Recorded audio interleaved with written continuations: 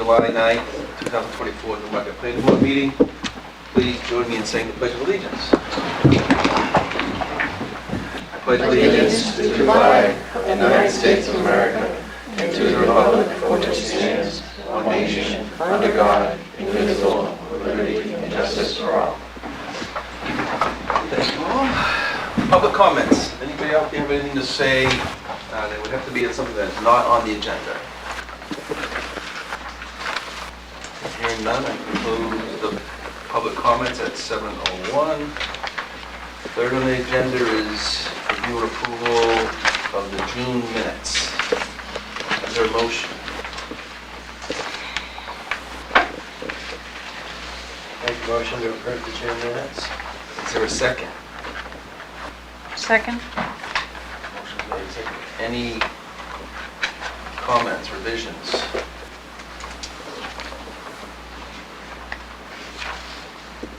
Hearing none, all those in favor of approving the minutes say aye. Aye. All those opposed say nay. The ayes have it, the motion passes unanimously. I abstain, I wasn't here, I was there. And we're gonna do alternates. Yep, we're good. Jane. Get James in here again. So Mikhail, why don't you sit in for Jane? Next is regular business. Pursuant to RSA 676-4, paragraph 32-160, downtown commercial overlay district, and 102 of applicability of Appendix B site plans of the municipal code of the town of Newmarket, New Hampshire. Notice is hereby given that a public hearing for an application for minor site plan review requested by applicant Laurie Dion will be held for the demolition and reconstruction of a garage within its existing footprint with addition of new architecture elements. Property is located at 23 Exeter Road, map U3, lot 35, within the M2 zoning district and downtown commercial overlay district. So I think this is the first time since the new regulations. So is the applicant here, a representative? Yes, Come on, Paul Will from Newmarket Plains, representing Lori Oh, Dion. will you stand at the microphone? Oh, okay. Do you want me to start over? No, it's Okay, okay, who you are. okay. This is good that this is here, but also, I'm not one of it right here.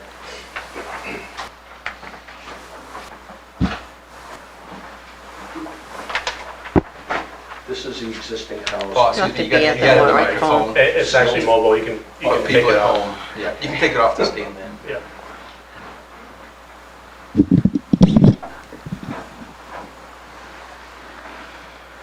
So this is the existing house and garage. The house is remaining. We're taking the garage down because it's become structurally unsound, and we're going to rebuild it in the same exact spot.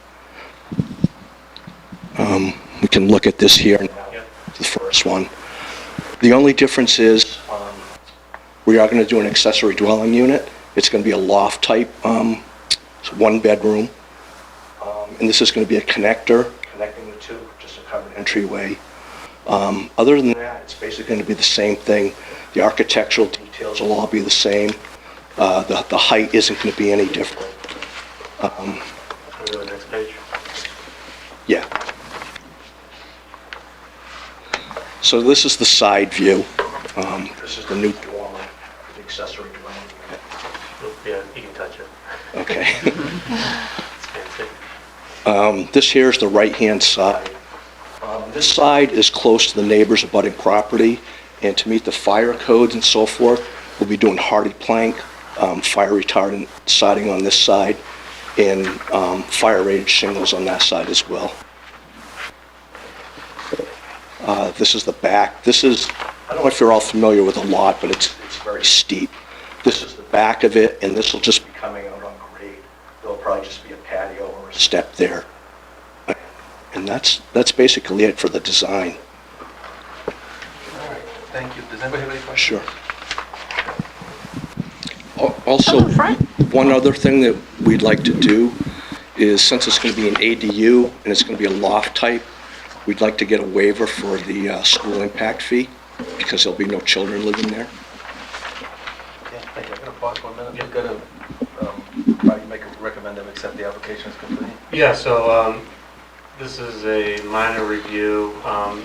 It does require, by the book, a site plan. A site plan has been provided. It doesn't show the catwalk that's here, but I think given the scale of this development, I would, if the planning board would entertain a waiver for the site plan, section 4.0, the site plan regulations, which has to deal with the site plan content, I would say it would be complete.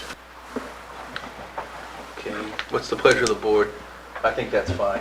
This is, The only I guess, simple Well, as it gets. the application is substantially complete. Correct. Yes, Okay. yes. So I'll make a motion to accept the application as substantially complete. Anybody have any discussion on that? Can I ask a procedural thing? Yeah. I'm just curious what triggers this for site plan review? Yeah, good question. The So recently, probably like 6 months ago, town council changed, after plan board made some recommendations,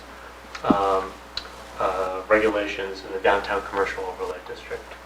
And basically the zoning links to site plan standards, stating that if you're within the downtown commercial overlay district and you change 50% of the facade, that you have to go to minor review with the intent that to have some more guidance on design for the downtown. So this is our first case. It's to preserve the historic nature. Got it. Yep. All right, all right. Do we comment on other items? motion is made. Yeah, There's a motion on the floor. It hasn't been seconded yet. Yes. It's a similar procedural question. I just didn't know if we would discuss anything besides the architectural. Well, I don't think we can discuss anything about the application No, I'm not until trying it's to- I'm not actually, trying to- So- until it's accepted. We'll have that discussion afterwards. Yeah. I'll second. Thank you. Any discussion? I don't know if now's the right time for that to. No, we're only accepting a application Hearing that's none, all those substantially in- complete. All in favor of accepting the application as complete, say aye. Aye. All those Substantially opposed? complete. Say nay. Substantially complete. Correct. Okay, so yes, Jeff, this is a minor site plan review. It has other standards as well, so you can bring it up if you wish. So everything under those criteria is fair to bring. So, does anybody have any questions? Can we direct questions to Paul first? Hold on, wait, Patrick had a question first. I had a question for Paul. Okay. too. Oh, okay. So, Go ahead, Pat. Go ahead, Val. You Oh, thanks. So, Paul, I'm a little confused. Your front elevation, slide 1, I'm just confused with, it doesn't, I don't understand the difference in the elevation. It looks at it's like, that it's at the same grade. Well, the front is, When you go to the back. yeah, it's, Oh, so is the connector to the back of the no, the house? connector's towards the front. It's, if you go to another slide, Which one though? Or- left side, here's the connector here. Okay. It's almost, midpoint. What I've done was I've lined it up so that it hits the door going into the house itself. Okay, so both the front of the house and the garage section are the same grade. And what we're seeing at on that other, the fourth slide, I think it was, is literally just the back of the What it is building, which now is the... is there's a wall. Yep. There's a retaining Okay. wall here. No, I understand now. Okay. Yep, okay, thanks. Patrick? So in the picture there, it looks like two different colors. Is that, and then this picture, it's all one color. So is your intention to make it all one color? We hadn't really talked about that yet. I put it all one color, but from my understanding is that we could still do that as long as we don't have some abstract colors, was my understanding of the ordinance. Correct. So we can go over, it's in your packet, the design criteria, and we can do that review. I think that might be a good exercise to go through that, since it's in the main purpose, but, yes. We thought that, I believe the mindset was that if it does get changed down the road, we'd have to come back for another meeting, so we would do it all at once now. Do you go section color. Okay, so it's page. Do we want to? Want to go point by Let's go point? Let's go through point it, by yeah. So section 3.21 is in the back of everybody's packet, the last 2 or 3 pages. So Bart, why don't you take it over? Yep. Okay, so this is the main design criteria for this application, and we're just going to go through point by point. So section A1 of 3.21 says new building designs or will be elevated using the following factors. Scale and proportion, height, and area of the building. So the applicant responded, the only difference in the scale of the project is the connector from the garage to the main house. The second floor will have partial dormer to allow for proper stairway headroom. The existing height of the building is 29 feet, and the new building will also be 29 feet. The first floor of the garage is 720 square feet, and the second floor will be 603 square feet. Should, Anybody have any questions on that? Go ahead. I do. So the ADU will have a loft above that's on the 3rd floor, it looks like? Yes. Do we count the square footage of that as well as the square footage of the 2nd floor when we calculate the square footage of the ADU? So it's our definition of gross square footage. Finished area. Yeah. I believe we do. I think the 603 just gets the 2nd floor and doesn't get the loft portion. I could be mistaken. What's the finished square footage, Paul, of the ADU? 603. I've got 180 square feet on the loft. And 603 square feet for the lower. So we're limited to 800 square feet, so we're fine on that. So gross floor area means the floor area within the perimeter of the exterior walls of the structure without deductions for corridors, stairways, ramps, closets, thickness of interior walls, columns, or other features. Gross floor area is calculated by taking into account all stories of the structure, inclusive of basement and attic spaces. Paul, I think Jeff's question though is that, if I'm right, you have, the 2nd floor is 603 square feet, Yes, and the loft is 180. is 180. So the total ADU is 783. Yeah, Yeah. we're under the 800. Does that answer your question, Jeff? Yes, that That's what you're does. asking. Yep. That's exactly what I was asking. Thank you, Paul. Yeah. Anybody else have any questions or comments on that? Okay, Bart, continue on, please. Type, shape, and pitch of roof. The main roof will remain the same with a 10 and 12 pitch.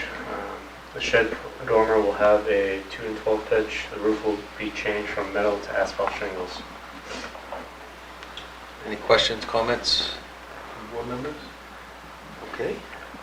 Size and spacing of windows, doors, and other openings. Windows sizing and spacing is shown on the accompanying drawings. The windows will be Anderson 400 series. Exterior doors will be Therma through fiberglass. The garage door will also be fiberglass. Any questions? So they're basically double hung with the 400 Yes. series of the panes? Yes. Good, Bill? Okay, Bart. Exterior metals and colors. As previously mentioned, the roof will be black asphalt. The exterior trim will be, AZEK? AZEK. AZEK. The exterior trim and siding colors are proposed.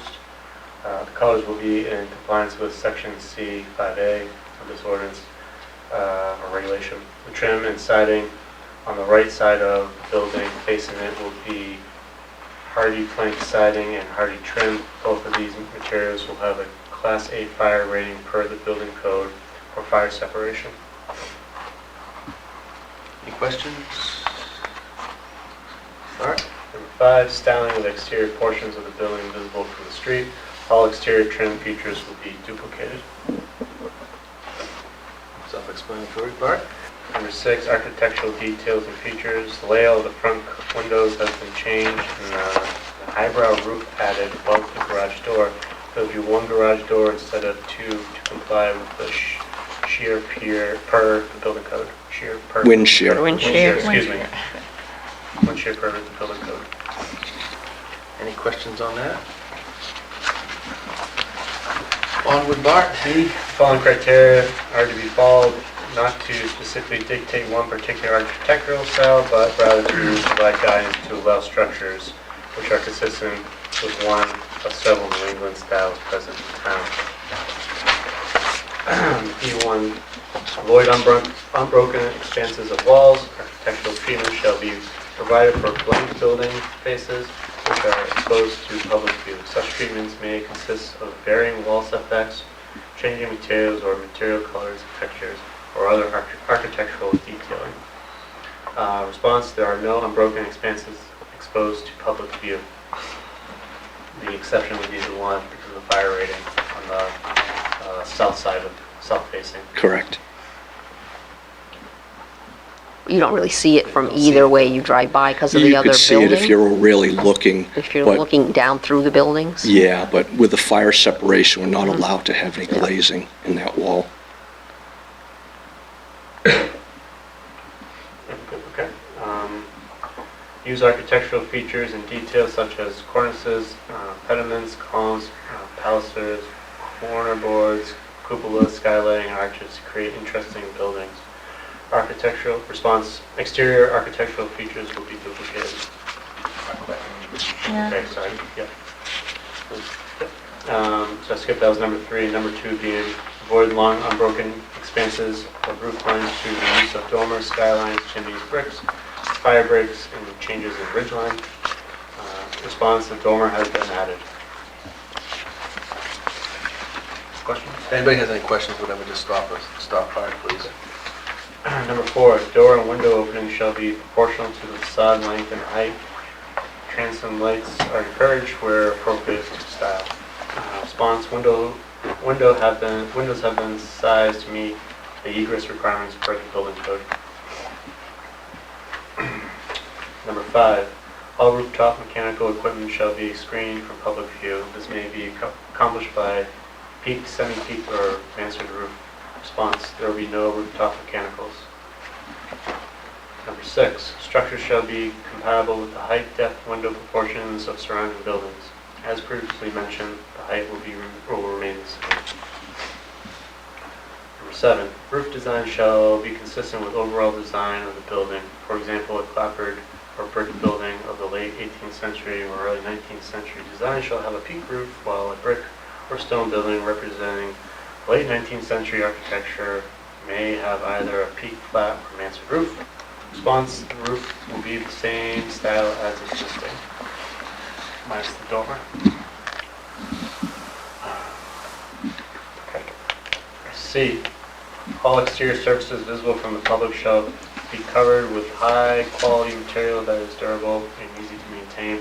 No unclad, plain, masonry, block construction, or corrugated metal may be used when visible from any public space, adjacent residential area, or roadway. The following design features are acceptable when their use is consistent with the overall architectural style of the project. Other materials may be considered acceptable if the board determines they contribute to the overall aesthetic of the project. 1. Okay. Okay. Number 1, roofs. They can be metal, copper, or colored standing seam. B, shingles of asphalt, fiberglass, or fire-treated wood. Applicant responded black asphalt, which has been selected. Or C, slate composite material or slate appearance. 2, walls. Applicant. Should we, Paul, it doesn't require in our regulations, but are you using an architectural shingle? Yes. 2, walls. Applicant selected A, which is wood clapboard, painted or stained, or vinyl. Applicant responded wood and hardy plank painted. 3, windows. Applicant has selected D, other window types as architecturally appropriate or application specific. New windows / trim will be the same style as existing. 4, trim. Applicant has selected B, anodized aluminum or vinyl, painted wood siding, painted hardy siding / trim. And So that would be A, then B. Oh yeah, it would be A. Yeah, under B. Yeah, just to, yeah. for the record. Yep. Your trim is actually going to be AZEK. Yes. That's not aluminum or vinyl. No. It is, well, AZEK would be considered not exactly a vinyl product, but it's. Right. Yeah, that's but what I we don't even figured. call it out. Right. those are, once there's no fences being proposed, No. color, again, no specific color requirements are mandated, however, the use of big low colors or garish corporate logos masquerading as paint are discouraged. Okay, does anybody have any questions? Come on up here, please. Public comment. Okay, yep. As far as the, Hold on, just wait till you get up to the microphone, Yeah. please. So people at home can hear you. Laurie Dion, I'm the owner. As far as the color, the house is just naturally sided and aged over, and I intend to do the building the same way, the barn. Have it just go as natural as it can go, and How will So- you do that with hardy plank? that I hadn't known, so Yeah. that's why there's a Yeah, that's question on pre-prime that. product. Because somebody else just brought that up to me today. They asked me about what this siding was on that side. We'll have to look into that and see if it takes a stain or something to match It does. Yeah. Or even stain the clapboards as far as close to the house, so it already looks like, not like a brand-new hardwood floor, it would look aged already, to bring it so that they all combine the same, so it doesn't look like one is newer than the other. I'd rather them all look like they've been there forever, just a little cleaned up. That's fine with me. Mhm. Well, it's not even part of our application. Yeah, it's not. Well, it falls under the wood, could be stained or painted, the trim. Right. But the color Right, Yeah. right, isn't. right. Anybody have any questions? I have a general question regarding the ADU. I don't know if that's part of the discussion. I just wonder if there's adequate parking for the accessory unit, how's that? There's going to be two lots, 2 spots in the garage, and there's at least 1 spot out on the driveway. So, as to process on ADU, we're no longer actually approving ADUs Correct. if they actually meet the regulations. That's correct. So it's exempt from a planning board It's actually process going to now? be the zoning, All right, yeah, being a rookie here. yeah. No, but when they pull a building permit, if it's not meeting the zoning requirements under the building permit, then they come back to us or a variance. Yeah, in regards to parking, they're using they can demonstrate that, this ADU will be able to park and is using an existing parking area and not creating new spaces. They don't have to go to the planning board for review. That was one of the instances planning board would have a review under a special use permit if they're creating new parking spaces in close proximity to existing homes. That makes sense. Yeah. But to be clear, the only thing that, Which wasn't allowed before.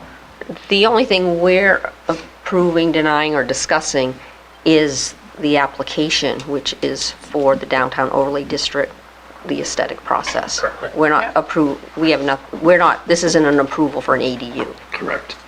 Yeah, that's why I had asked before, Yeah. even a square footage question like I asked, is that appropriate? No, No. I mean, I think where it would be appropriate to start the building permit, they would have to Right. demonstrate at that point that it would be they have the requisite amount of square footage. And then, if not, then they go to ZBA for variance. Just out of curiosity, Yeah. I'm curious because I don't know the answer to this.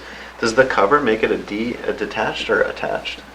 The breezeway top, that's what that is, it's just a roof, right? It is. I guess Newmarket zoning allows for detached or attached. Right. Yeah, I was just ADU. curious because they're slightly different. They're listed separately in the ordinance, Yeah. so I was kind of curious if that makes it detached or There's attached. a lot of towns that makes it attached. That makes it Yeah. They- attached, yeah. You do Right. want Just the to roof separate makes like it that. attached. but Yeah. I don't know what our, So that's the code enforcement officer. But it doesn't matter. No, just curious. Right. Yeah. So just also, just to get a special exception from the ZBA, because they are technically standing with that cat roof, but it's a non-conforming building, and they got a special exception to connect to. Where under the regulation is why was the site plan provided under the regulation? Because it says that's go through minor site plan review.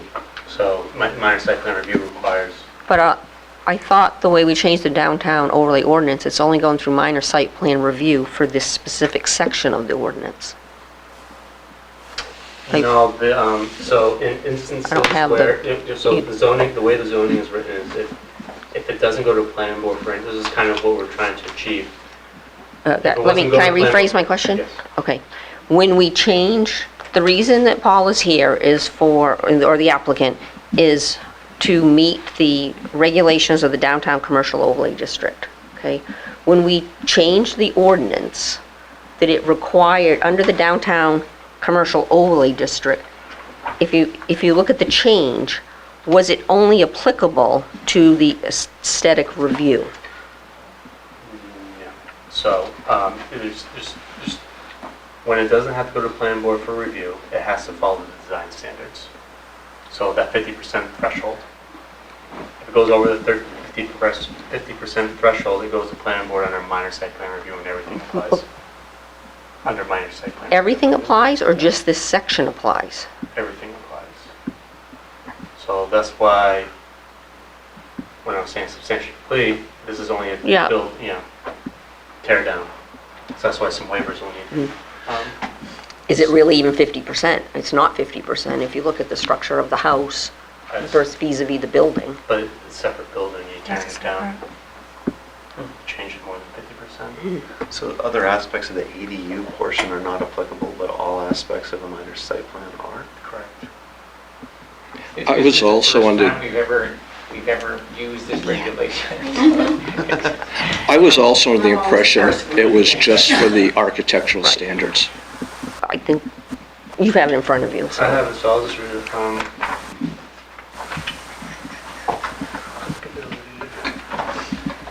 I'll read to you.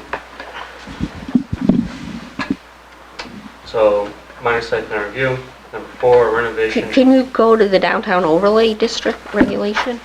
That would be great. Because I think that's what the discussion is, right? You're doing something in the downtown overlay district that's triggering something under site plan. I think that's what we're trying to answer the question on. Well, that was, be my question.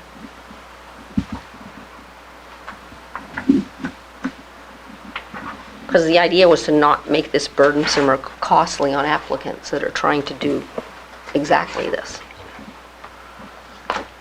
Because there's no change of use, it's still residential.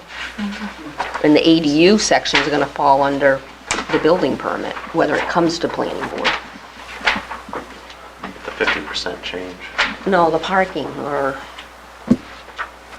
the 50% change, I'm pretty sure when Bart brings it up, is going to be about the downtown overlay district triggering. All right, so this is B1 of downtown overlay district standards. Qualifying development activities on lots located within the downtown commercial overlay district shall require site plan review pursuant to Appendix B site plans of the municipal code of town of Newmarket, New Hampshire. Notwithstanding, development activities exempt from site plan review shall adhere to the architectural design standards pursuant to section 3.21 architectural and aesthetic review of Appendix B site plans. So, considering that, and then let's go to site plan triggers. It's a minor review. So the way you're reading it is any changes in the downtown overlay district are requiring site plan review. That go over the threshold. Over the threshold, yeah. And is it a threshold of a building or the property? It's a building. Because we're, I think, a renovation to a building's exterior by more than 50% for those portions of the building observable from Route 108, Exeter Road, Main Street, South Main Street, lots located within the downtown commercial district. Okay, thank you. So, and that's something we should look at later, but for these purposes, one, if there's any more questions? Okay. Yeah, members, go ahead, Val. So you didn't request a waiver from providing a site plan, but the site plan. Site plan was never mentioned. Okay. I just went by the architectural standards. So who But this is provided the the site site plan. plan? This is one they did for the ZBA. Yeah, so. We provided you it had out of it. a courtesy. Okay. Yeah. All right. So under site plan regs, the applicant would need to request a waiver from section 4.0. Correct. So, while we're here, it's my recommendation that the applicant request a waiver from section 4 of site plan review, considering the scale of the development and type of development. Okay, I'll request it. yes. So you're requesting a waiver? Yes, I am requesting a waiver. I I'm make a also mo- requesting a waiver for the impact, school impact Okay, fee those as would be well. the two waivers. Yeah. All right. I'm sorry, did public comments open? No, it's still, yeah, it's open still. All right, does anybody have any questions for Mr. LeBeau? Does anybody in the audience, public, have anything to add? Any questions, concerns? All right, at 7:32, I will close the public hearing. And now we need to discuss the waivers. So, like I said, for section 4 is site plan standards. That's all the plat, what's required. I have actually the criteria in front of you, the waivers, substitutions, and we'll look at that. Oh, yeah. So they requested a waiver for section 4.0 site plan, right? Yeah. Is there a motion?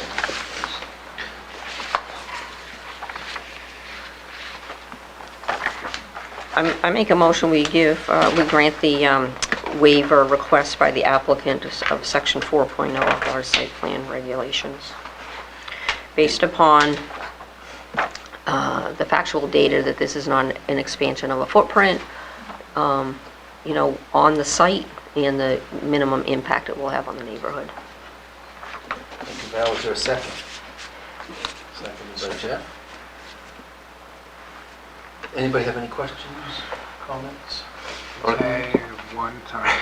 Oh, That'd be, sticking mud on the side. Just wondering on the paper trail on this waiver request, He'll have to, subject to the applicant providing a written waiver request, okay, yeah. because I think it says it has to be in writing. Yeah, it has to be right. just to be clear before we vote, this is just to waive the requirement of a site plan. Correct. Yeah.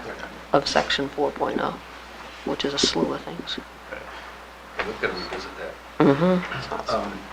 Any other comments, questions, concerns? Jeff, you have something you have Oh. something? I was just saying it's not signed by the surveyors, all I would say. That's what I'm saying. Yeah. Well, that's what I'm saying, to everything in there. Right. Yeah, exactly. Okay. All right, no more questions or comments. All those in favor of granting the waiver, say aye. Aye. All those opposed, say nay. The motion passes unanimously. Next is a requested waiver for the impact fees. And there's a specific section. Do we have that in writing? He does. Do I don't see it. Oh, there it is. So we'll have to have that right. We only need to put it Yeah. right in, yeah. So that'll be contingent if we're to pass, so. Same thing. All right, so the specific criteria for planning board waiving impact fees for accessory dwelling units, there's two criteria. One being A, be created from conversion of existing finished living area, and B, the ADU will not increase the number of existing bedrooms on the property, and where it finds that one or more of the existing bedrooms on the property will be dedicated to the ADU or dedicated to the ADU use or removed from its existing use or location. The purpose of the section for studio of an ADU will account for one bedroom. So that's the basis for granting the waiver, That's the basis. if we so choose. So does this add a bedroom? Yes, I don't think we have the right, this is in the zoning, isn't it? Correct. Yeah, I don't think we have a right to grant it. You already went to the zoning board? We didn't talk about the waiver. I'm Paul, sorry. if you're gonna, Yeah. I'm sorry, Paul, you just gotta come up so we go on from there. We didn't talk about the waiver at that point. I wasn't aware of it, that that was even an option.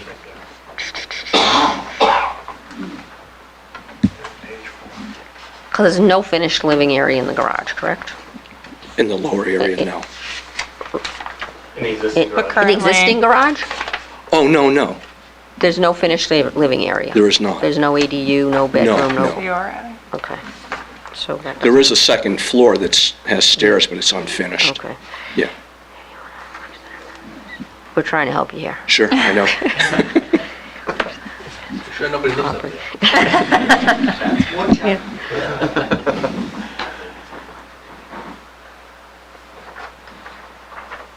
That's the problem. Yeah. Damn. Yeah, I think we can't waive it by our regulations, but you certainly can go to the ZBA to get it waived. They would Yeah, have to go to the ZBA to get the condition waived, then you come back here and you waive it. Yeah. Yep. But okay. in the meantime, you could start, you know, you get approved, if you get approved, you can start construction and everything. It wouldn't slow down any of that. Right, so the impact fees due at certificate of occupancy. Not right away at building permit. They'll be assessed with the building permit. Okay. Sorry about that, nothing but process here.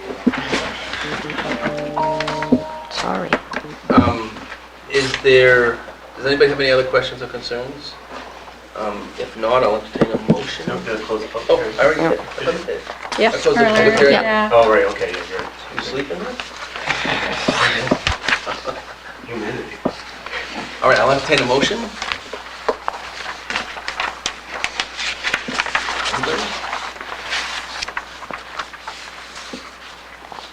I make a motion to approve the application by Lori Dion for the demolition and reconstruction of a garage within the existing footprint with the addition of a new architectural elements as presented to the planning board this evening for property located at 23 Exeter Road, tax map U3, lot 35 within the M2 zoning district in the downtown commercial overlay district.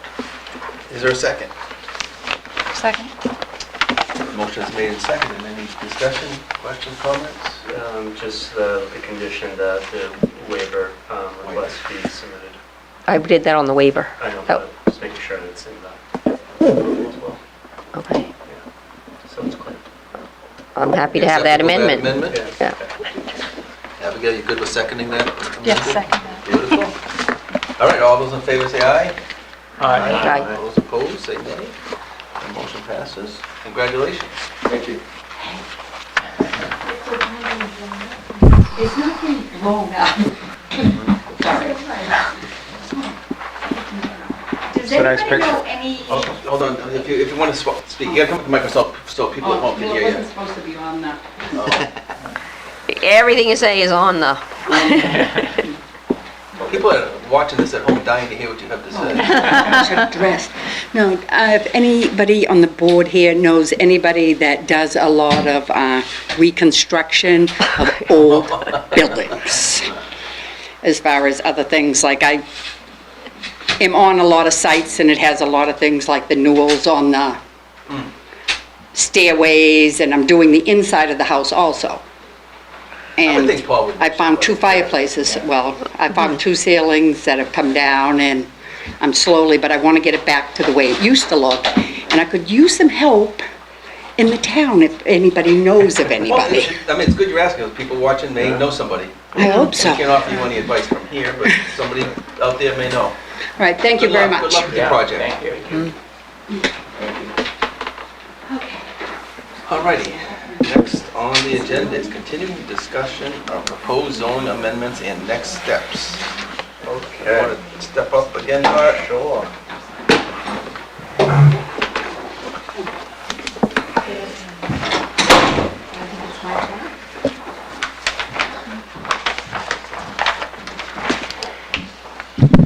Hi, everybody. Bart McDonough, Town Planner. With me right to my left is Ivy Van, Small Town Planning. She's our consultant, helping us with this rezoning effort. Just a quick update on, current events before this meeting. Yesterday, Ivy and I, we held some more focus groups for those areas, the expanded area where the plan board was considering changing the zoning. We had a good discussion with the folks that did show up, but we didn't get too many people, unfortunately. 15, but, out of, 600 notices. So, we tried, we had 3 sessions, but regardless, it was constructive and engaging. But were they the larger property owners? Or did you know? I don't think so, no. Can you just comment on, for the public, as far as the expanded areas? Sure. So, I can pull it up too. So, at the last planning board meeting, or it might have been 2, sometime in the recent future, past. The planning board, originally, if you can see this at home, the planning board and the town were looking at expanding the North Main Street from the Durham line. Come on, draw. Yeah, here we go.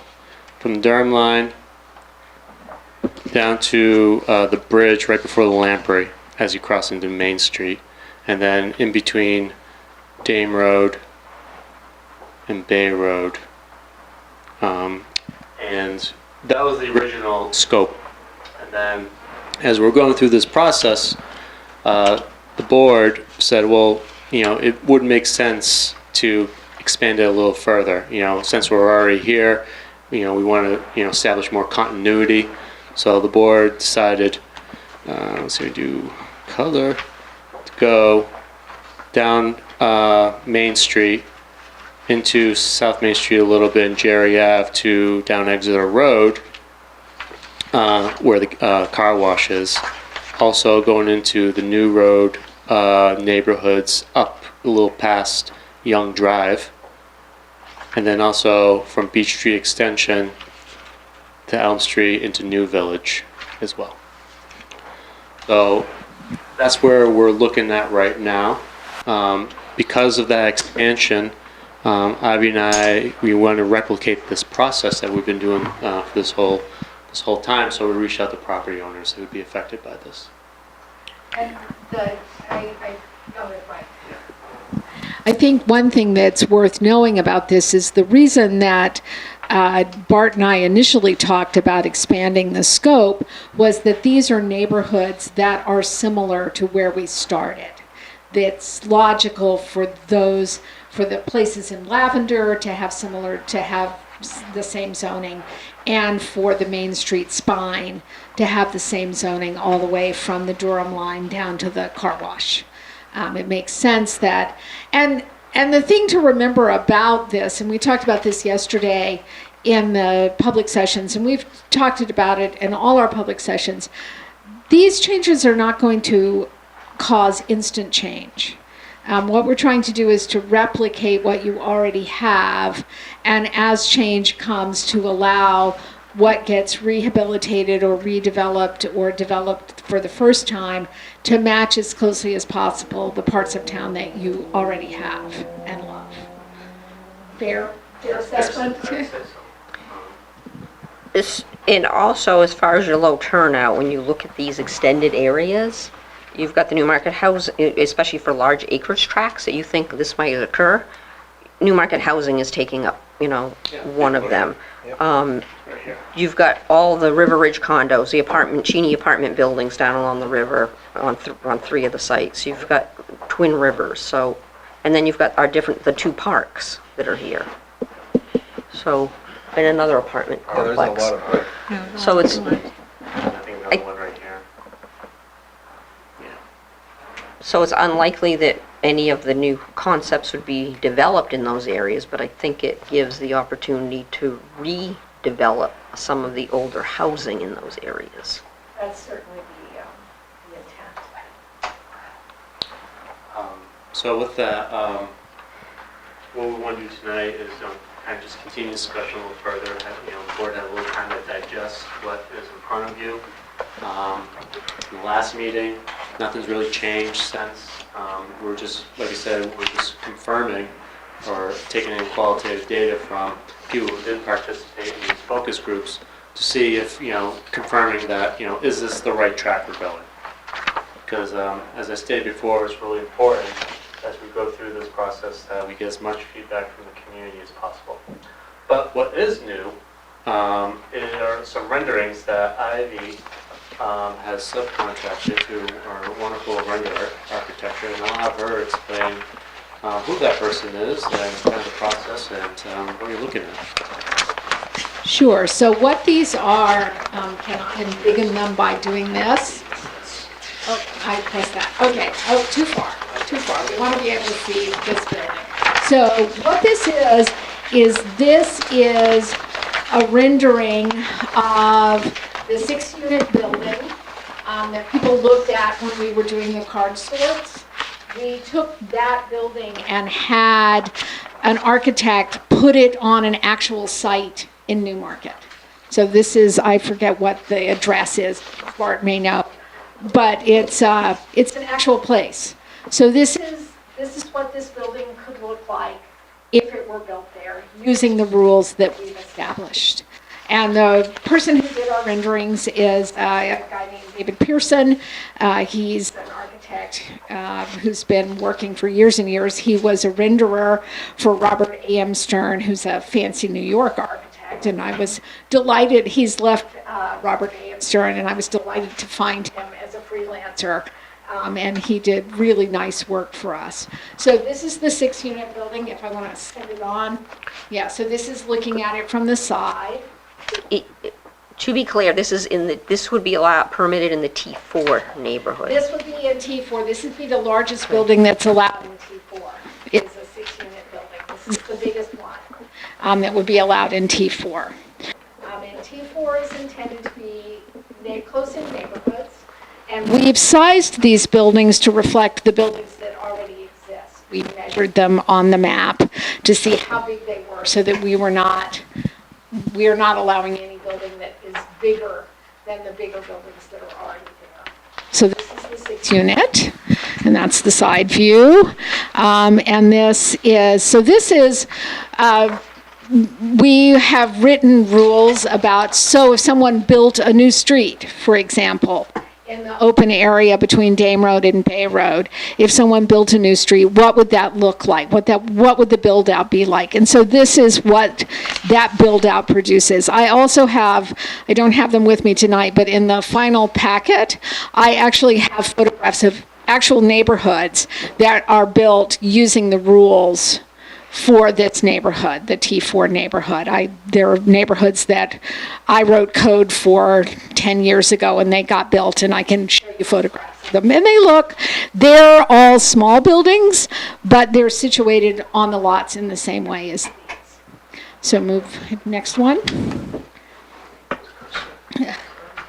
Is it cursed? It's a cursed. It's a cursed cursor. To put this in perspective, though, under the proposed regs, if we stay on that one for a minute. Sure. So if you think about the T4 proposed neighborhood up along North Main Street, there are some duplex buildings now where the parking is located in the back. There's very few lots where it's in the front. There's a couple, let's say the little house at by Cruzek's Garage.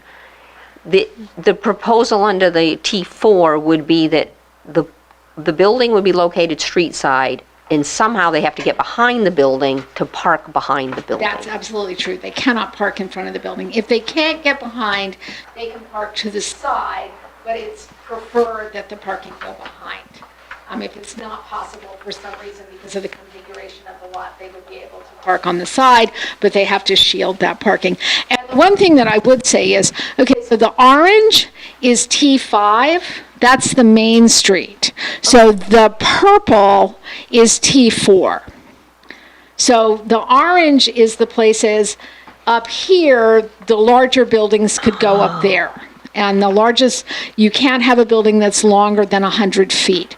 But in here, you can't have a building that's longer than 50 feet because your downtown, the fine-grainedness of your downtown, thank you. The fine-grainedness of your downtown means that we don't want a 100-foot-long building down here because that's not what's going on here now. So in here, I think that's right, between here and where did we end it? I can't remember, it's down here somewhere. Yeah, I think it was past the tracks. Oops, sorry. The buildings are smaller because that's what you already have. How is that length measured? Can you have an articulated building? Nope, Total length of the building would be? total length of the building is 50 feet in there. With 100, so the total length of the building. The 100 is up here Right. and way down here. Totally. In here, the total length is 50. And that's the whole length of the facade. So going in and out does not make it different. You can't wave it in and out and call it a shorter building. No, but you can't do an L-shaped building either. You could if the... Less than 100 feet, the total exterior is less than... Oh, no, it's the what faces the street. Okay, that's what I was trying to get clear. Oh, sorry, I was misunderstanding. So if it's an L-shaped building, and You this do it. is the street side, Yep. 100 feet here. Yep. But the total size of those buildings, I think the biggest building that we have is maybe 90 by, I can't remember exactly how big it is, but it's not huge. So if that helps, Yeah. explain what goes where. I'm just trying to think of what developers are gonna do. Yeah. What look for and try to make sure. Right, what understand we're it. trying to do is keep things in the scale that you already have, but allow buildings that are large enough so that they can actually get built. Because that's another piece of it, is the financial piece. And one of the things that will be in the final packet that you'll get towards the end of the month is some financial analysis of these different building types. If you put this building on an empty lot, this is how much it would cost to build, this is what the units would sell or rent for, this is the tax revenue. So that's coming to you. I also did an analysis, which you'll get, which talks about your area median income. And you'll get that shows if you have a single family house and you turn it into a duplex, this is the financial implication of that change, or into a triple and the financial implication of that change. So we're trying to provide not just information about the buildings, but about how it affects the town financially and the people who live in those buildings. So, yeah. So there are two T4 districts listed in here? Yes, that's a conversation that happened. Oh, okay. So, I'll ask another it's question. basically the same, but the commercial aspect. Right. Bart wanted, so the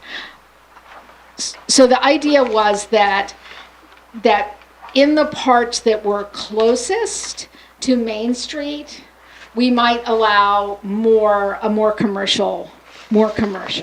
And the further away you were from Main Street, then you would be the less commercial district.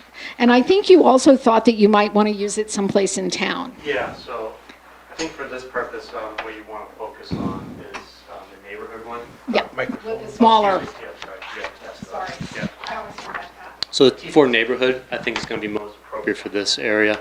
T4 village is kind of somewhere else in town potentially. You know, what I thought of is potentially maybe if, what if the B3 zone off Wally Falls were going to be rezoned? Would this be an appropriate type of zoning change for that? So that's what you have in front of you, Jeff, is basically the same thing, but the T4 village allows for 2,000 square feet commercial, whereas the T4 neighborhood allows for 1,000 square feet. And so this, all of Yeah. this lavender, Yeah. if I understand Bart Yeah. correctly. I wrote the regs, but Bart gets to decide. Oh, Sorry. I wrote the regs, but Bart gets to help me decide where they go. And so all of this lavender is T4 neighborhood with the smaller commercial, because that seemed appropriate. I think the confusion becomes, the Newmarket has always been referred to as a village Right. in the downtown area, and all of Yeah. a sudden, we're now calling it more of a neighbor. I think semantics. Yeah, it's just a draft. Yeah, Yeah, but you I'm just can- saying that it may be more appropriate if we're talking about in the downtown, that just from a, a naming, labeling. We could call the smaller,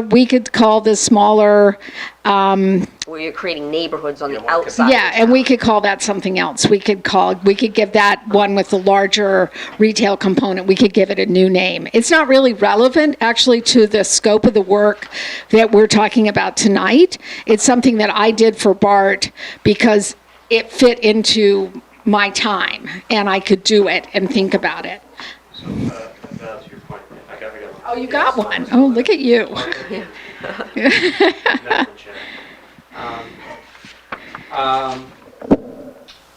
can do what we want. What I want to avoid is creating more zoning districts. So if we can try to create as little as possible that achieves the goal, and what we name it appropriately, it's just something we propose, just to give it a name. Understand, I'm just commenting as to a historical perspective of what people in town refer to the downtown or Newmarket as a village. Sure, I would be perfectly happy calling all of this purple T4 Village. Or the spine, or the 108 village, you Yeah. know, where the orange is. Yeah, I'd be inclined to call that Main Street, but you know your town best in terms of what's going to make sense for people. And what you call it is, you just have to name it something, and then that's its name. I have a question. Sure. I don't know if this is the right time to ask it, but I'm generally in favor of these concepts, and I think it's, the building types and the higher density, I'm favor, and I think for redevelopment purposes, for most of what we're looking at, where I have a hard time wrapping my head is when we look at this going out Bay Road and Dame Road to these large lots, and then, one of these is 40 acres, and the minimum lot size is 5,000 square. I mean, we're talking over 200 units, right? And so we could potentially have 46-unit buildings out there. I mean, that part is as rural as Newmarket is. I just trying to figure out how that works for those large parcels. Well, those large parcels there, just from my understanding, they're a little wet as well. Yeah. So that's going to subtract from the building density, potentially. There's also a conversation we bring about wetland regs as well, if we wanted to revisit that. And but for this purpose, I think there's going to be other controls on those lots between Dame and Bay that are going to limit how much can be developed. What I want to advocate for is that I think if they were to be developed, it should be done the way that the planning board, town council wants it to be, the community wants it to be developed. Right now, it's just R1, you can throw an open space subdivision in there, and not many guidelines, and it's kind of, you're beholden to the code. So this is our opportunity right now to really give that parcel, if it were to be developed, give it its destiny. This is what it can become. I appreciate that, and I agree with you on that.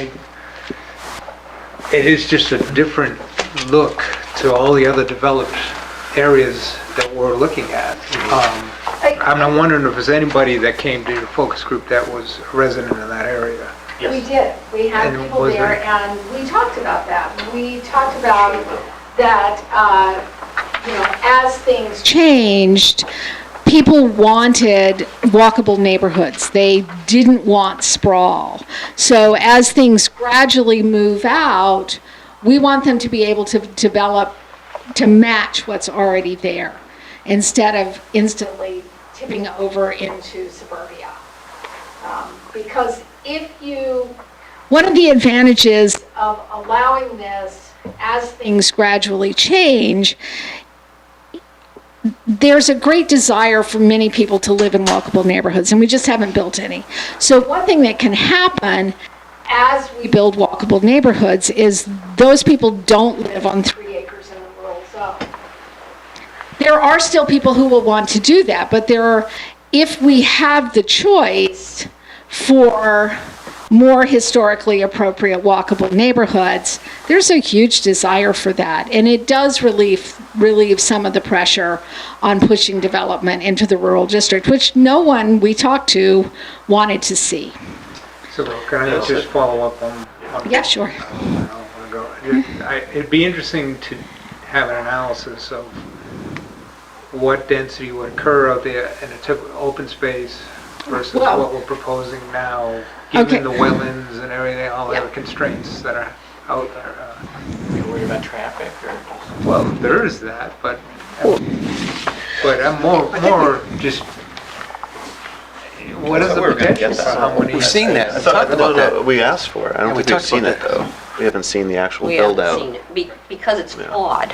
Like, a lot of this land is the open space for the Boulder subdivision, right? Yeah. So. It's wet, too. Surrounding there. A lot of the, you don't have any tax map Maturity numbers of- here. Okay. All right, so, That's all conservation for that development. so Schultz properties are right here. That's the two roads. Yep, that's 2 roads. So that's 32 units currently approved. And then you As have duplexes. this lot right here, this lot right here. Are they vested? I'm gonna do the Yeah, delineation. the owner thinks they are. Yeah. That's debatable. So, But he is that the only one that squiggly has line, that's owned by Superior one Court ruling person. on it. So, in here, The access to that big one is from Dame Road? they have access both Both sides. sides. Thing goes like this, going to Lumberland Creek, bifurcated, for the most part, by wetland. So, 2 things. We'll look into it, your requests. Might take some time, but we'll look into all of it and plug it in. We got a lot of time. We're going through this process. 2. If the zoning were to change, even if the current zoning, they have to meet traffic, they have to meet all these other standards that we have. So, that's always gonna be on the books anyways. So, so any type of redevelopment that were to occur, even if the zoning were to change, they still have to go through the traffic analysis. They probably still need DOT approval because of, the impacts there. So that's gonna limit what can go there, potentially.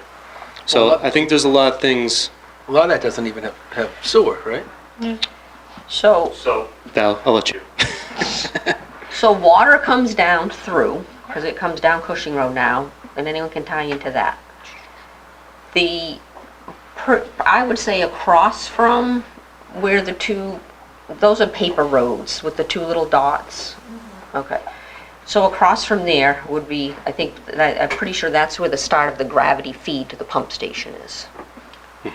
Because from there down Cushing is a force main. I think So the pump we station. can't tie into the force there. main. All right, The so, gravity is at the top of that road across from there. and another aspect of any type of redevelopment, like large scale like that, they would have to bring water and sewer. Yeah. They would have to bring in utilities. They couldn't do it through septic. And so, to rephrase, the advantage of this concept versus the open space development is you're not just carving up blocks of area, is that what you're trying? You're more mindful of where your open space is. So it prevents that mosaic, if you will. It incentivizes more closer knit developments instead of, carving a big open space. Like you achieve the same thing, but it's more uniformed. But to Bill's point, you don't really know how many housing units could be supported here, even in an open space, because what drives the open space is the yield plan, right? So by the time you pull out the steep slopes that are in there and the wetlands, the buffers don't count, correct, on open space? It does They in do. this one. So you pull out buffers, wetlands, steep slopes, and do your yield plan under the current open space, that will drive the number of units. Drive it down. Well, it For what will, you would think, it will yeah. drive how many could be there. Exactly. That's the function. Yeah. No, the fact of the matter is, if it was economically feasible to develop those properties in the last 20 years, it would have been developed with all the development going on in town. Under the current zoning and restrictions with septics and water and all that. in these concepts, so we're establishing a minimum lot size per unit. Yep. That's driving or constrains the density, I guess. But that's really the only. We don't think about it. One of the hallmarks of doing form-based code is that we don't think about density so much as how many units per acre. We think about what kind of building types are allowed. And so the building types constrain, it'll be a building of 60 by 75 feet and the maximum number of units in it is 4, for example. I don't have those cut sheets in front of me, but that's how we manage that. And the way I think to think about what the T5 and the T4 neighborhoods are doing, or the T5 and T4 recommended code does, is it promotes the kind of development that we did for centuries and then we stopped doing. So it's a very traditional form of narrow frontages, smaller, not giant buildings, and close-knit neighborhoods. And what's going to happen is, as Bart said, if the developer has to pull water and sewer out to do this, it's not going to happen overnight. I mean, this is what we are doing here is allowing gradual change. And there are rules, as you saw, in the code that talks about street design and all of that, because what we don't want in this area, we don't want big suburban development, because that's not a good use of land this close to Main Street.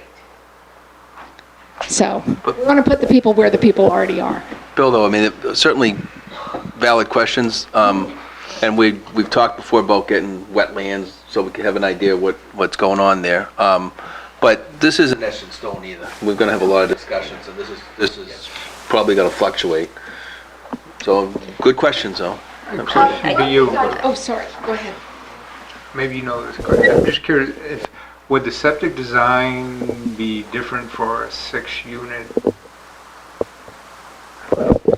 thing versus a 3-bedroom home? Or, Oh, significant. Yeah. Significantly But different. it would be all water and sewer. Yeah, this is all on water and sewer. This all requires connection to municipal water and sewer. It's in the code. It would be like developing the golf course, bringing the water and sewer, even coming through the wetland with the water line. So I think that would be the premise of this. You'd be bringing water and sewer to an area to redevelop it for higher density. And what's the financial offset to do that? Does it make sense or does it make sense? Or to build a new road, which is like, what did Eric say, $900 a foot now to do that? Something like that, yeah. So I think the other thing too to ask, excuse me, Ivy, is but if we can also overlay, there's a massive power line that goes through this. So you've got a 100-foot easement also right through these large swaths. So when we're looking at large parcels, it's wetlands, steep slopes, and it's also a 100-foot utility easement through there, which can then, under that, may be very developable land that couldn't be used. Right. One thing I'd like to say, I don't think you were here the last time I was here. When I was here before, Jackson, whose last name I'm sorry I don't know, works for Stratford Regional Planning Commission. And before I talked, he talked about the wetlands in Newmarket and talked about where there are wetlands that will need to be protected. And the good news is that the places that we're thinking about this form of development are not there. There are wet places here, but in terms of big productive wetlands, it was fascinating to see that, his map and my map were surprisingly similar. So, I just want to say one more thing too on that. We recently got a grant from PrEP, Scatacla, our regional partners, to allow to have us update our prime wetlands map. So that'll be updated Mark West is going to be our consultant, and he's going to help us update those maps too, because they haven't been updated since 2006. That's good, because I he think did it. LRAC 2 helped us Right. as well. He did it in 2006. Yeah. Mark West. Mark, yeah. That is, Can I ask a question about these design standards and the parking is something that concerns me. I don't understand how so if somebody in this area that we currently call the village takes down a duplex where the parking is currently adjacent front, in the front, between the front, they have a backyard. right. So are we now saying you have to drive around your house and park in the backyard? What we're saying is that you can't park between the front facade of the building and the edge of the street. That we don't want the parking between the front of the building and the back of the sidewalk. So what you could do is you could park along the side. And also the buildings are situated relatively close to the back of the sidewalk so that you preserve more of the backyard. So what you would do is you would come in with a driveway and either, if it were a duplex, and I don't know and then you would put the parking either along that driveway or at the very back of the lot. So Jeff, So we'll end up to your point, if you look at the new village, I doubt there's any property in there that you could build this. Yeah, not all these. I wasn't thinking Because- 6 units, but, Well, and so if you look at the But area where even there's a anything bigger- that's going to allow you to park that way, because the lots are so small, the buildings are already to the sidewalks, per se. What are you, 20 feet off maybe? Yeah. Which is kind of what's being proposed. That is what's being Right. proposed Right. because we actually measured those And to the figure parking, that out. the parking right now is in that 20-foot section. Yeah. It's between the house and the street. Right. And we're, You just can't be literally within the yeah, between the, tension of the right. sides of the house. If you were You standing, have to Yeah, park yeah, behind a that's why bush it or won't something? yeah, well, no, you would come in next to, Because it has to be shielded, so that was. yeah, well, it's, shielded is a relative term. What we don't want is we don't want a bunch of angled parking in front of the house. So you park along the side, you park around back. Sometimes people do things where if you're doing a duplex, for example, you might put the parking under the first floor, not in the ground, but you come up to it and the parking is under the house, as it were. That's the design that would work for And then that. in areas of where there's new development, let's say there's a stretch where they want to put a road through Yeah. out in a larger area, and they want to put some of these six unit Yeah. houses and stuff, and they're not allowed to have parking on the street, and it's a pretty small lot, perhaps 10,000 square feet or 5,000 square feet. They probably can't fit a sixplex on a 5,000 square foot lot. Okay. So you could put a duplex on a 5,000 square foot lot and park it. You probably can't put a sixplex on a 5,000 square foot lot. You might have a 50-foot frontage, but then a much deeper lot. Are there developed, Plans? no, not plans, like an actual existing neighborhood kind Yeah. of built? Dover. with alleys behind and streets out front and parking. behind and- I don't know of anybody who's built anything with new alleys. I Right. certainly can show you photographs of neighborhoods that are 5,000 square foot lots, 50-foot frontages, the garage is stepped back. They're Yeah, all garage. single family, but they could be duplexes. They're big enough to be a duplex. So I'm thinking they about do like the exist. feasibility of it actually becoming like actually increasing density and not being a bunch of single family houses, and how the parking works, and like trying to keep impervious surfaces down and not making people drive around behind houses for Right. parking because you're adding more. I guess I'm not, I don't find asking people to drive around behind their house to be an imposition. I'm not saying it's an imposition, I'm talking about impervious surface. Yeah, no, and that is a question. And there are ways, impervious surface, there are ways of dealing with that. At my house, and I have spec other places, grass-through pavers, which are not permeable paving, which you have to vacuum. They're pavers that you have to lay them properly with a reservoir under them. And that's one way of dealing with the question of how much impervious paving you have. Development like this is, it is complicated. And it's one of the reasons that we haven't seen a lot of infill work in the last 25 years or 30 years, is because building infill is more complicated. You're absolutely correct about that. But there is a financial incentive for the developer to figure it out. And if we give clear rules about what we want, then the developer can figure out whether that makes sense for her financially. And for the town, increasing density like this is a financial win.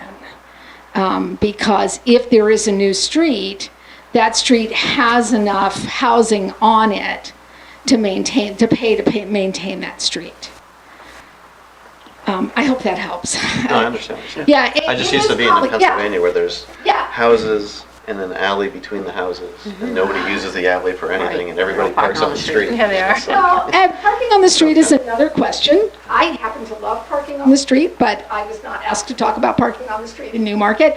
I like to see parking on the street. It's not wide enough. Well, it depends on how wide the streets are.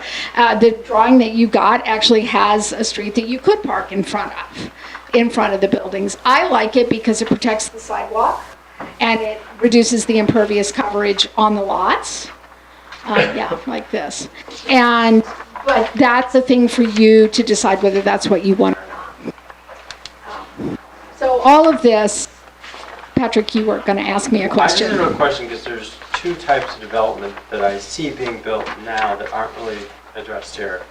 So what I see when I drive around Newmarket for the apartment buildings, they're perpendicular to the road. Right. So that the parking would not be in front of the building, it's to the side of the building, but it serves the same purpose, right?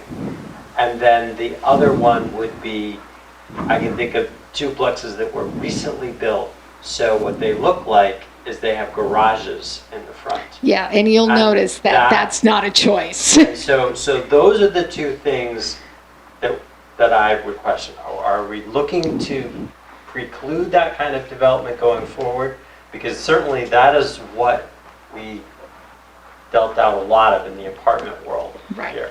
We didn't put them, like you said, parking in the front, but we just put it to the side. Right, and if you park it to the side, you're going to have to screen it, you're going to have to put trees in, you're going to have to make it, you can't have a sea of asphalt. And also these buildings are not 40-unit buildings. So they're not going to have as much parking as a 40-unit building. And in terms of the duplexes with the garages forward, the code specifically says that any garage that faces the street has to be stepped back, I think it's 20 feet from the front facade of the building. And that's why. Because we don't want snout houses with the garages forward. So if you built a duplex with the front doors and then a garage on either side, those garages would be stepped back if you chose to do it like that. And they're stepped back that far because that means that if you have one car in the garage and one car in the sidewalk on the driveway, that it's not hanging out over the sidewalk. That's why that number is chosen. So clarification on your top, so that would be proposed in T4? This is T4. Okay, Yep. but it talks about parking, if I have this right. This is street parking, and you would have a driveway along the side and parking in the back of the buildings. So, or you could decide that the builder of the building could count their street parking as part of their whatever your required parking it is. seems contrary to the parking standards, because you're saying you have to park behind the building, or you can't park, between the building and the street.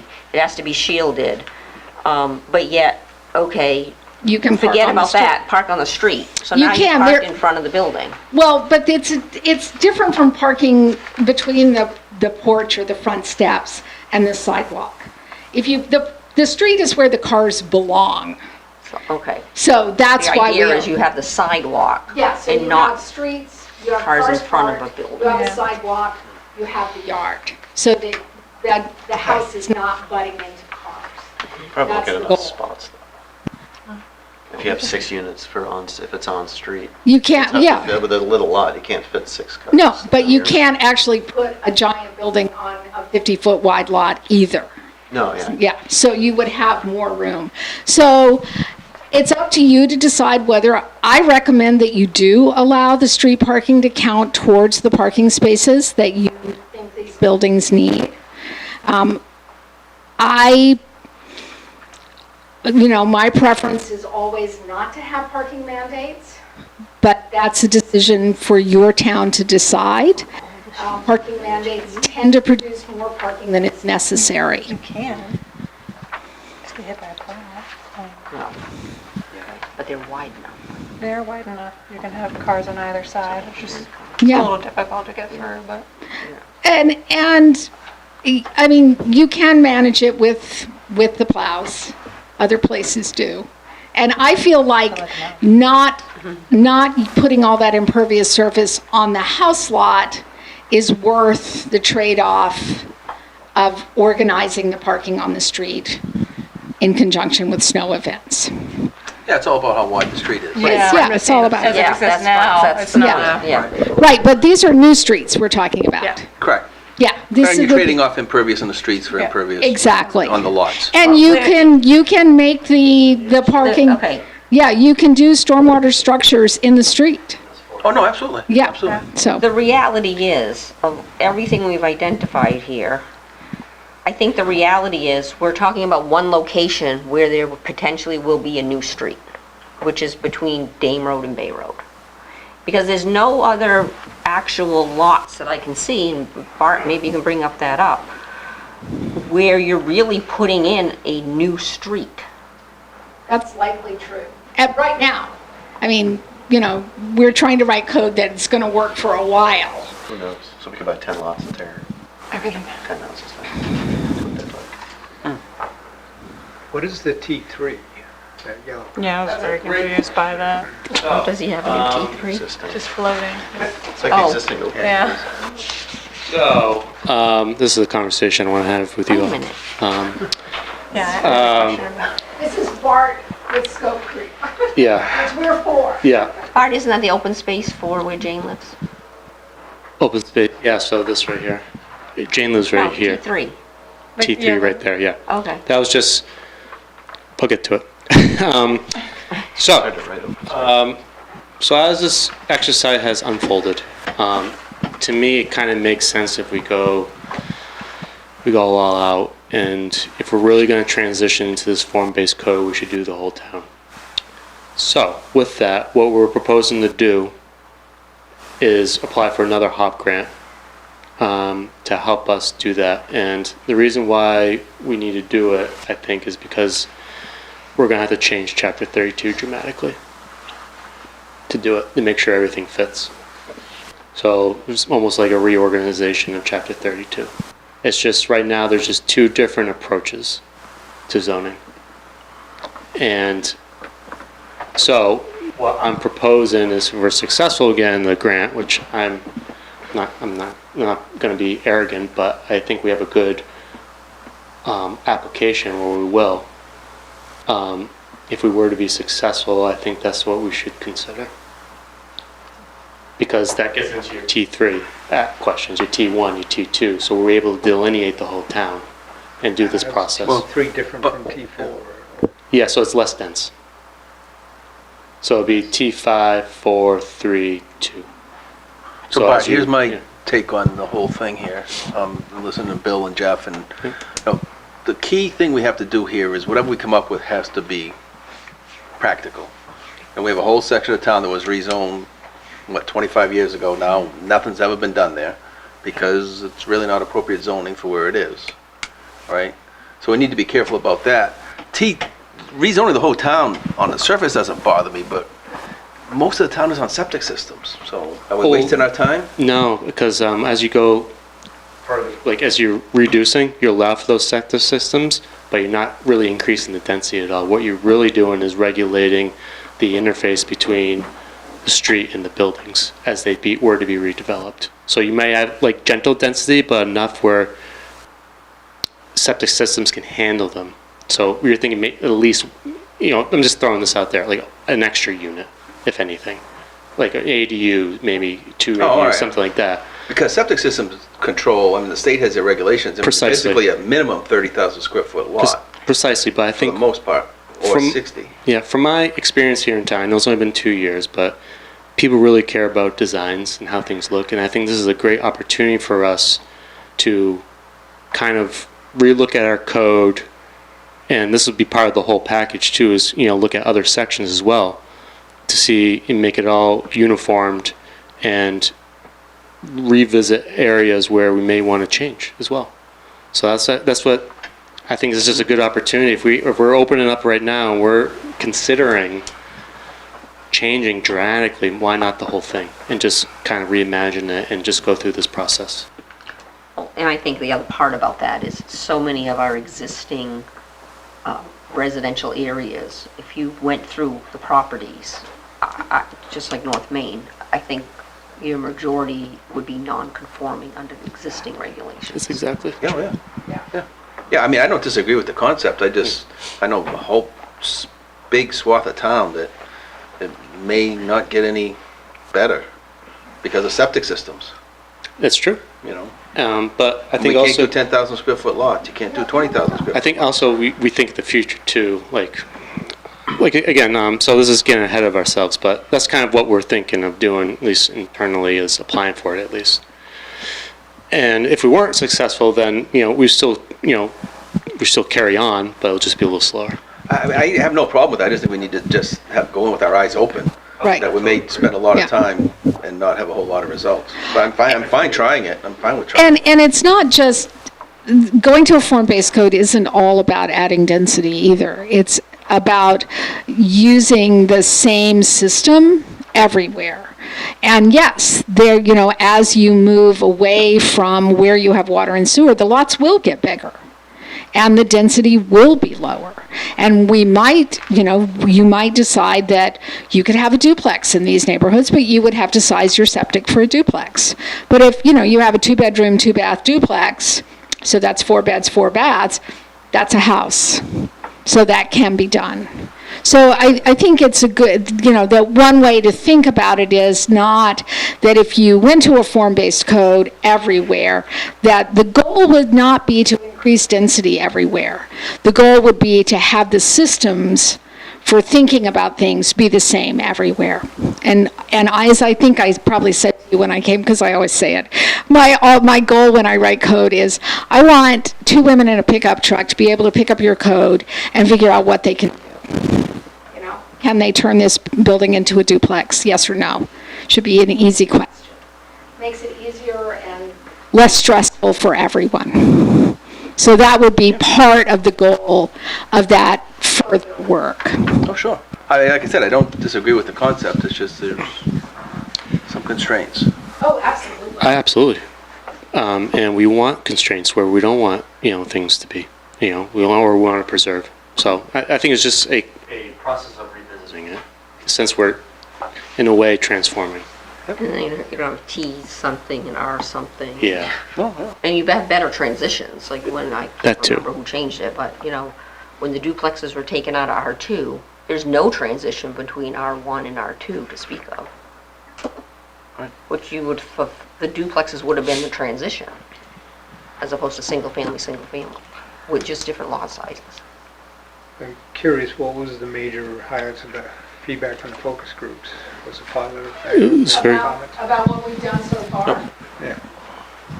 People have been really supportive. It's been actually quite delightful because I've worked in towns where people were not happy.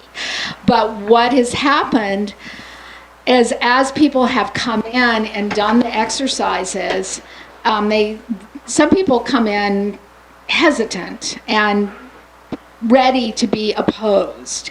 But once we talk about what we're actually doing and what the goals are, and they've done the exercises, I don't think we've had anybody leave unhappy. Yeah, it was just maybe 2 people that left, just some caveats there, so that were unhappy, but.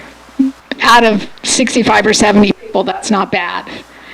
So it's been very interesting, and we did the card sort, and lots of people were like, yeah, well, I'm pretty much okay with any of these buildings.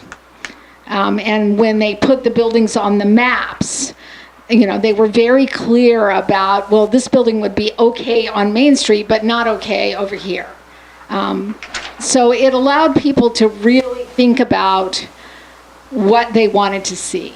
It's been a really successful process, I would say. So, one last question, if I may. Then I promise, the last one. So, I'm just curious, what is your timeline, what is your thought process? Are you trying to do this at the end of the year, next spring? When are you expecting the planning board? So, so depending on circumstance, right now, we're obliged to finish this by the end of July, and then we start going through the planning board process in more detail.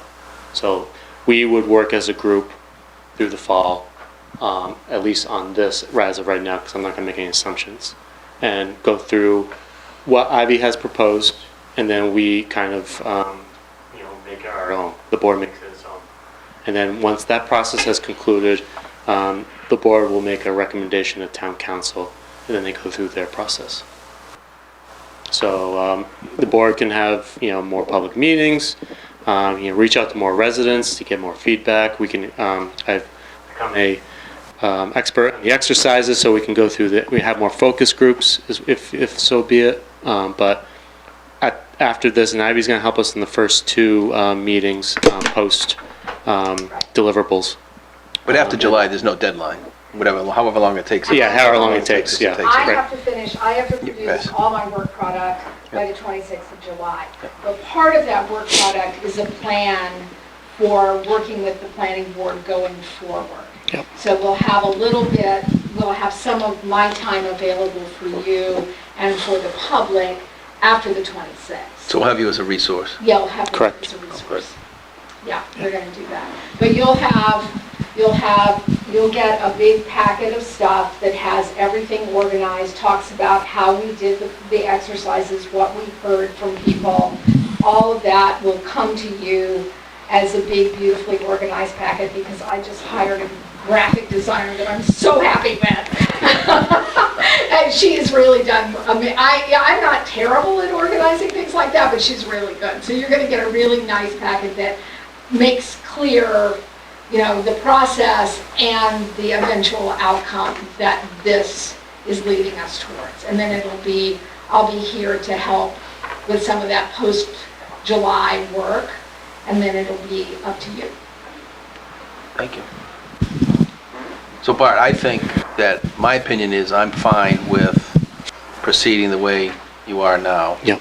Because I understand that we have control over, we can change whatever we want to change. Correct. So we need to pick a stopping point at some point, just say go ahead and finish up, right? Yeah. So that's really what you're looking for tonight, is some direction? I think what we want to do is make sure we're going the right direction, correct. And then after that, once we get that feedback from all of you, we can finalize, and then we continue the journey after July.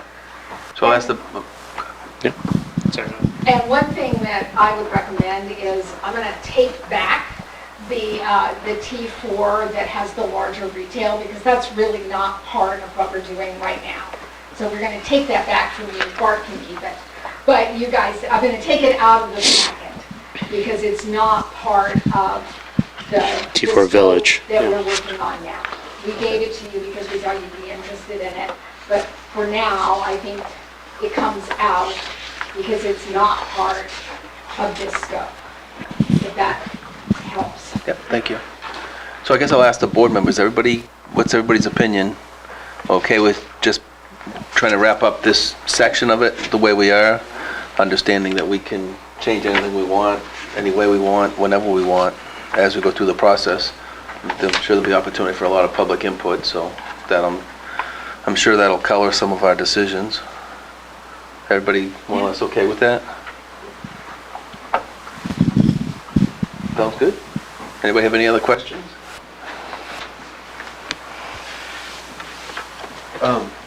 You guys are working on that density thing, like the build-out density, right?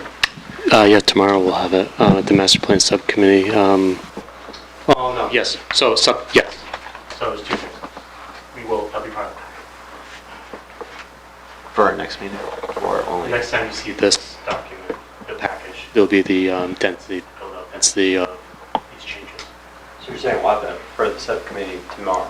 Not that one, a different one. We're gonna have the base zone for tomorrow, but for this rezoning, that'll be part of the package Yeah. going forward. That's being done by Jackson Yep. at Southwest, not Southwest, it's Stratford. Stratford Regional Planning. So that'll be part of it. Awesome. Thank you so much. Appreciate you. all your help. It's been a real pleasure. I have to tell you, I've really enjoyed working in Newmarket with you guys. People have been terrific. It's a great town. I really like it. It is. And I'm excited about the possibility of helping Newmarket become more Newmarket and, not sort of sliding into suburbia. I think that's really a great thing to see. So We thank certainly can tell you love what you're doing. No doubt about that. Can't Thank beat you. the lunch and dinner menus either. Yeah, I do love what I'm doing. It's my fourth career and it's really fun. Somebody asked me if I was going to retire and I'm like, why would I do that? I really love what I'm doing. Thank you. So much. Yeah, thank you, Ivy. Yeah, we'll see you in a couple of weeks. Yep. Alrighty, that was a very interesting discussion. Thank you all. Any planning board business? Bart? None that I know No, of. New old business, chairman's report. I had seen an article. You weren't able to open that. I wasn't, no. I gotta find, I saw an article in the Seacoast online that, about changes at the state level regarding zoning and parking and things like that. I sent it to Bart, but apparently couldn't open it, so I'll have to try to find that and send that out again. But just interesting reading on what's passed and what hasn't passed, what people have tried to do. Other than that, I don't have anything. Committee reports? The town council has passed a regulation that you're not allowed to have a vehicle on town property for the sole purpose of trying to sell it. So, we don't want you parking things downtown with big for sale sign on it. Was that actually a problem? That was actually a problem in town? Apparently it was a problem for a person, and then we discovered we didn't have any ordinance that blocked it, so we decided that to have that. Yeah, I had the same opinion. And then, I don't know if you've heard, but there's this guy Jeffrey Clay, and he's been causing issues, and the town made a settlement with him a while ago, and then he wanted more money and came up with all these excuses and sued the town. We actually took him to court, and the court has now ruled in Newmarket's favor, and Jeffrey gets nothing, and he has to pay Newmarket's legal fees. Good. That's like the second or third time that's happened. It's I did it with the maybe, school department. he's You get also the- doing it paid with a the s- nickel yeah. back. He's doing it with the school as well. Does he represent himself or has his own attorneys? He It has a doesn't long matter. history of doing this, Yes, and he I know I used to live in a town where he lives. But he lives up like in Alton now. No, now he lives in Florida. Oh, okay. Wow. Anyway, so that's good news. He loves my wife. Oh, right. Oh. I assume we're speaking facetiously. Yeah, oh yeah, she's been on several of his lawsuits because she worked for the school department. Oh, right, yeah. Bart, for the master planning committee, can you just send me the updated build-out stuff that you're going to discuss tomorrow? Just got it today, so yeah, I'll send Because it to you. I won't be at the meeting. Yeah. Okay, thanks. Anybody else? Jeff, anything Concom? I didn't prepare any thoughts on it, so we did vote to pass what went on to the town council for, yeah, for the self property purchase out in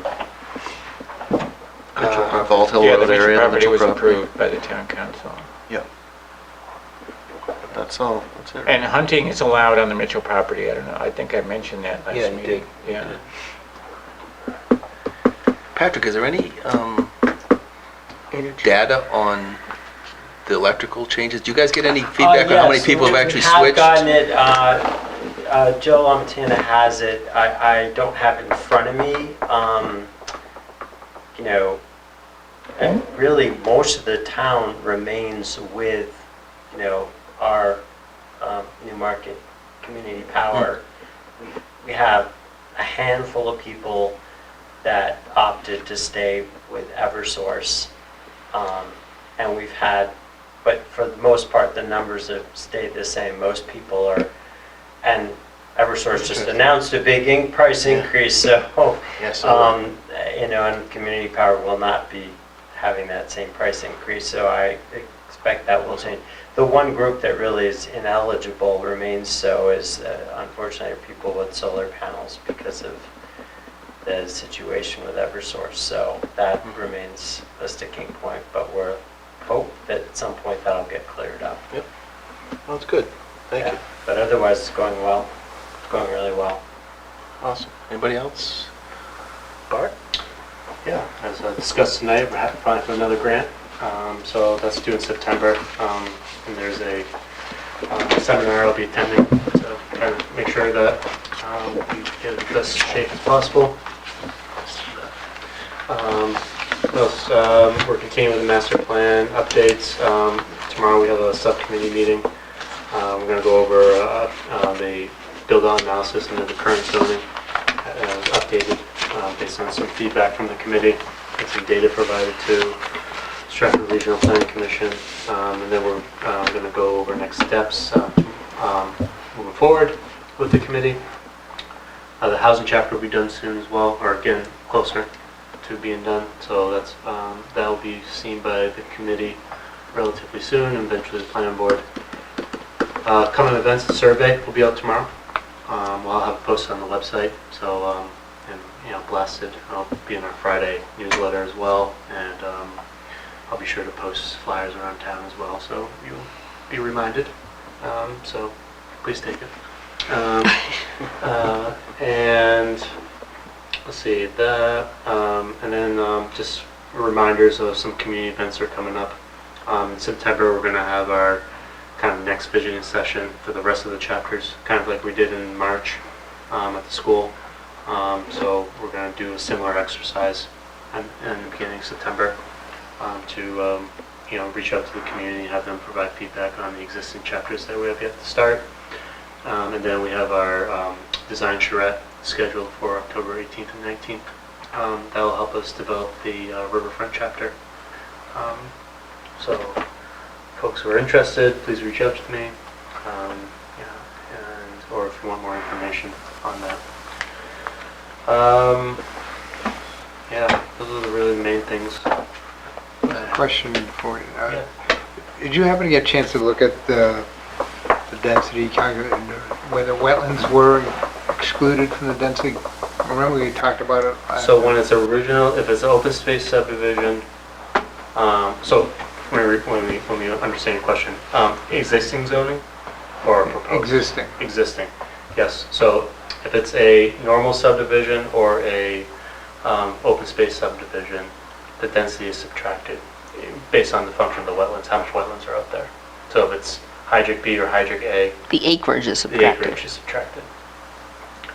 However, and also I believe the buffer as well. If it's a elderly affordable unit development, as we recently experienced, the buffers are not subtracted from that density calculation. Yeah, I think the hydric B wasn't either, right? Correct. The very Right. poor, very 25%. poorly drained. 25% of the So homes. That's pretty standard. Yeah, prime wetlands 100%, hydric A, I believe it's 50%, and then hydric B 25%. It's kind of odd that It Changed. was very odd. yeah. One, I don't know how that Yeah, happened. that was before my time. It was before all of our time. Can you share those, those calculations with the whole board? That you mentioned that, based on current zoning, the build out based on current zoning. Oh, yeah, of course. Yeah, yeah, the Because you building said they just analysis, yeah. came out today or something? Yeah, yes, I will do that. Thank you. I have some to compare the other numbers to when they come in. Okay, yep. I think the key will be looking at we're going to have the maps with the build-out analysis, correct? Correct. I think the key to really get a good build-out analysis is looking at the maps and what we know, all of us know of our individual areas of the town, because Bart doesn't know, Stratford Regional doesn't know, is where are their potential areas that, like, we know they're under conservation, but they're not listed on the map, for instance. Could be. Or they're based on NRCS wetlands, which are Right, or it's a inaccurate condo places. development, or, you know, I mean, you know, something where it doesn't make sense to run the data against it. Yeah, it looks like open Right. space, but it's really not. Or land. Or it's open for existing developments that, you know, They're gonna be, right. So the golf course is a perfect example, right? Yeah. That will never have any houses on it because it's deed restricted. It's not to say it won't have use, but it just won't have housing use. Or a condo complex with its open space plus the condos. I mean, you've got, even if you had 6 condos, you'd have to have 100% approval of all the owners and all the mortgagees to just do anything with the condo to convert it. So I think those become, yeah, you could do it, but if it's not realistic, it doesn't help us, I think, in our goal as to figure out, well, what really is the true potential build-out. You know, the feasible potential build-out. Some of the big areas are out on New Road that is undeveloped. Out on Dam Road. and Bay Road. Alrighty, thank you. So now we have a dilemma, Jane's not Yeah, here. Jane's not here. Somebody gonna step up? Well, I think you appointed an alternate to sit in. I think you might want to make them do something, right? You willing to make a motion? I make the motion to adjourn? Is there a second? Second. Motion made second, all in favor? Aye. All opposed, nay? Motion has it. Passes unanimously, thank you all. Please shut your mic.